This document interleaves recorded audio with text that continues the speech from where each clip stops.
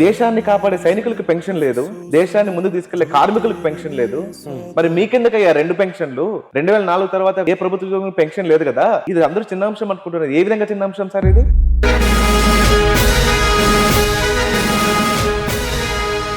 నువ్వు ఎంతటి వాడివి? ఇంత పెద్ద అంశాన్ని నువ్వు పట్టుకోగలుగుతావా? వాళ్ళు ఎక్కడున్నారు, నువ్వెక్కడున్నావు అని మాట్లాడిన ప్రతి ఒక్కరికి నోటి పైన వేలేసుకునే పరిస్థితి వచ్చింది. ఎస్, WD గణేష్ లేవనెత్తిన 1 పెన్షన్ 1 పొలిటీషియన్ అనే అంశం అసెంబ్లీ స్థాయి నుండి పార్లమెంట్ స్థాయికి వెళ్ళింది. సుధామూర్తి గారిని, లోక్సభ స్పీకర్ గారిని, రాజ్యసభ డిప్యూటీ చైర్మన్ గారిని కూడా WD గణేష్ కలిసి మాట్లాడడం జరిగింది. ఒకేసారిగా సోషల్ మీడియాలో మిలియన్స్ వ్యూస్ తో సీన్ కట్ చేస్తే న్యూస్ పేపర్ లో నీ ఆర్టికల్ చూడడం జరిగింది. అందుకే వెంటనే కాల్ చేసి రమ్మని చెప్పి పిలిచాను. Thank you so much for inviting me sir.